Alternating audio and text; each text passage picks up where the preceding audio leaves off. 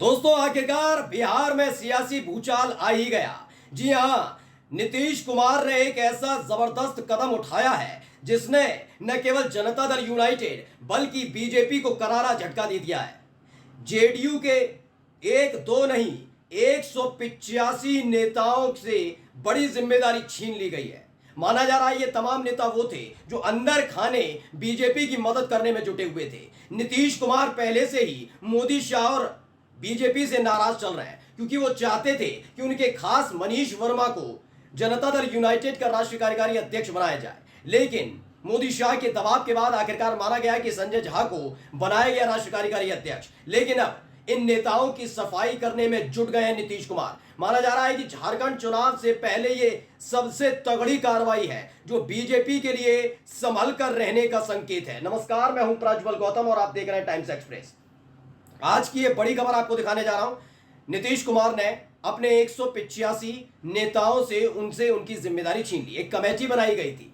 इस कमेटी की जिम्मेदारी थी जनता दल यूनाइटेड को आगे बढ़ाना, लेकिन अंदर खाने से लगातार खबरें मिल रही थी कि जेडीयू के नेता होने के बावजूद भी ये तमाम लोग बीजेपी के गुणगान गाने में जुटे हुए थे, जबकि इनकी जिम्मेदारी है कि नीतीश कुमार की पार्टी जेडीयू यानी अपनी पार्टी को आगे बढ़ाएं। और इसी वजह से अब ये बड़ी कार्रवाई की गई है। खबर पढ़िए पहले। नीतीश कुमार ने एक झटके में 185 नेताओं को किया बेरोजगार। अब जेडीयू में सियासी बवाल तय, क्योंकि एक बड़ी कमेटी बनाई गई थी। उस कमेटी में बड़े बड़े लोग थे। सब लोग रखे गए कि आइए भैया बैठिए। बिहार ही नहीं, बिहार के बाहर यानी उत्तर प्रदेश में भी, आप झारखंड में भी, तमाम अलग अलग राज्यों में पार्टी की जो जड़ें हैं उन्हें मजबूत कीजिए। लेकिन हो क्या गया, कर दिया उल्टा। लगातार एक एक करके फैसले, आपको अभी हाल ही में याद होगा सुप्रीम कोर्ट का फैसला आया उसको लेकर, फिर उसके बाद एक और फैसला आया मुस्लिम वक्फ बोर्ड संशोधन बिल।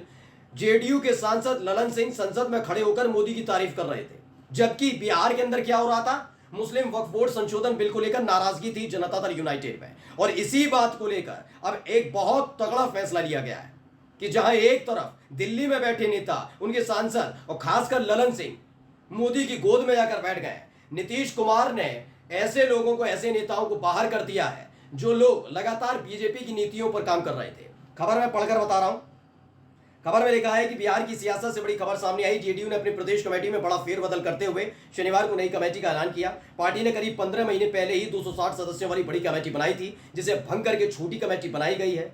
नई कमेटी में 10 उपाध्यक्ष, 49 महासचिव, 46 सचिव, 9 प्रवक्ता और एक कोषाध्यक्ष शामिल है। पार्टी ने करीब 185 नेताओं को बाहर का रास्ता दिखाया है।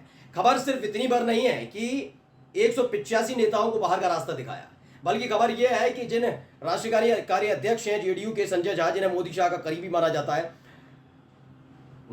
है कि कोई भी फैसला जब लिया जाता है तो उस पद की गरिमा रखते हुए उनसे भी पूछा जाता है, लेकिन ये पूछा नहीं गया।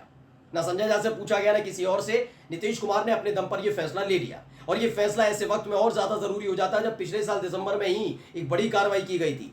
तब एक बैठक ऐसी ही बुलाई गई थी और उस बैठक में ललन सिंह को राष्ट्रीय अध्यक्ष पद से हटाकर खुद राष्ट्रीय अध्यक्ष बन गए थे नीतीश कुमार।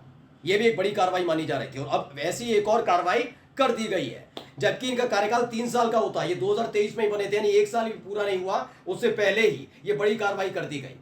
ये इसलिए किया गया है क्योंकि देखा जा रहा था कि मोदी सरकार को जो सपोर्ट कर रहे हैं वो 2 बड़ी पार्टियां हैं।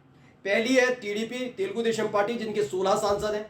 एक है दूसरे नंबर की पार्टी यानी कि जनता दल यूनाइटेड नीतीश कुमार की, जिनकी 12 सांसद हैं। 12 सांसद होने के बावजूद भी नीतीश कुमार वैसे फैसले या वैसे बयान नहीं दे पा रहे थे जैसे 5 सांसदों वाले चिराग पासवान कर रहे हैं।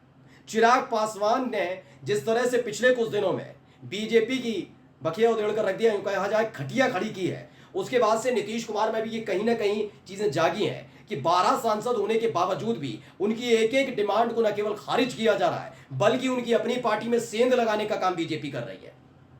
इसी ने नीतीश कुमार को एक ताकत दी।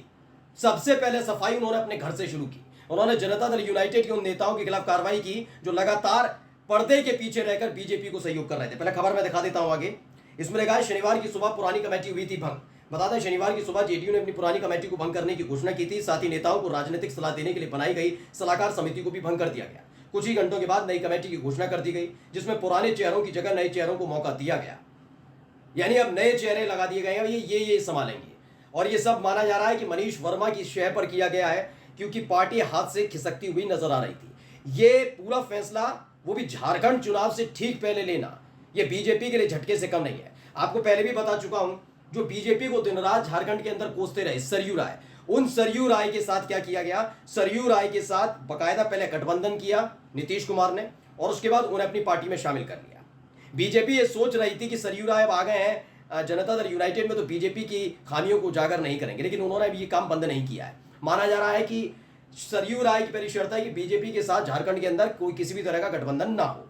हम जेडीयू की टिकट पर चुनाव लड़ेंगे, आपका समर्थन भी करेंगे, झारखंड के अंदर बढ़ाएंगे जेडीयू को, लेकिन बीजेपी से दूरी बनाए रखने के लिए। और ये क्यों किया गया सरयू राय की तरफ से, ये बात है 2019 की। पहले सरयू राय भी बीजेपी के नेता ही हुआ करते थे, लेकिन माना गया कि मोदी शाह की रणनीतियों की वजह से, उनकी नीतियों की वजह से, कार्यशैली की वजह से सरयू राय ने न केवल पार्टी छोड़ी थी, बल्कि उन्होंने मोदी शाह के खास रघुवर दास को चुनाव भी हरा दिया था। यहाँ वहां यानी वहां पर अदावत चल रही है, और जिससे अदावत चल रही है उसी को अपनी पार्टी में शामिल कर लिया नीतीश कुमार ने।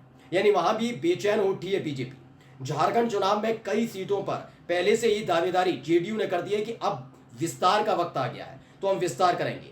ऐसे में चिराग पासवान ने 28 सीटों का पर दावेदारी कर दी। यानी झारखंड चुनाव के एक लिटमस टेस्ट है दोनों ही पार्टियों के लिए, चाहे वो जेडीयू हो, चाहे वो चिराग पासवान की पार्टी हो, लोक जनशक्ति पार्टी रामविलास। ये दोनों ही पार्टियां अपनी अपनी ताकत और अपने अपने नेगोशिएशन बिहेवियर को देखना चाहते हैं कि कितना हम नेगोशिएट कर पाते हैं। क्या वाकई बीजेपी झुकेगी?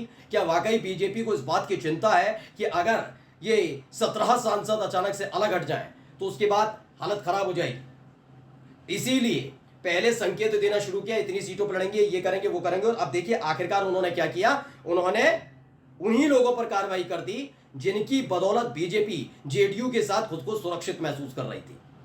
ये बड़ी कार्रवाई है। आगे पढ़िए क्या है। बता दें कि 23 मार्च 2023 को जेडीयू ने 251 सदस्यों वाली प्रदेश कमेटी का गठन किया था। इसमें 20 उपाध्यक्ष, 105 महासचिव, 114 सचिव और 11 प्रवक्ता शामिल थे। यह हुआ था मार्च 2023 को। एक साल पूरा हुआ, अगस्त आ गया, यानी 1 साल 3 महीने, 4-5 महीने बीते हैं। अप्रैल, मई, जून, जुलाई, अगस्त, यानी 1 साल 5 महीने। 1 साल में तकरीबन 1.5 साल के भीतर ये कार्रवाई कर दी। वैसे 3 साल का कार्यकाल होता है, लेकिन 1.5 साल में ही खत्म कर दी। खबर सिर्फ इतनी भर नहीं है, खबर ये भी है कि अभी तो ये छोटे नेताओं पर कमेटी भंग करके कार्रवाई की गई है। खबर ये है कि अब बड़े नेताओं पर भी कार्रवाई हो सकती है। और इन बड़े नेताओं में कौन कौन है, नाम लेने की जरूरत भर है नहीं। आप समझ रहे हैं कि दिल्ली में बैठकर जो लगातार दिन रात मोदी मोदी करते हैं, उसको लेकर नीतीश कुमार नाराज चल रहे हैं। नीतीश कुमार का मानना है कि बिहार में वो मुख्यमंत्री तो जरूर है, लेकिन छवि खराब करने की कोशिश लगातार की जाती रही, लगातार होती रही छवि खराब करने की कोशिश, और इसी को लेकर उनके अंदर नाराजगी थी। बस हिम्मत नहीं जुटा पा रहे थे। लेकिन चिराग पासवान के साथ हुई मुलाकात, फिर बिहार में बदले हुए सियासी समीकरण, इन तमाम चीजों ने नीतीश कुमार को न केवल ताकत दी है, बल्कि झारखंड चुनाव को लेकर बीजेपी को एक तगड़ा झटका देने जा रहा है। इसके बाद बिहार का चुनाव होगा, और उसमें तो माना जा रहा है किसी भी कीमत पर नीतीश कुमार साथ मिलकर चुनाव नहीं लड़ेंगे। नमस्कार।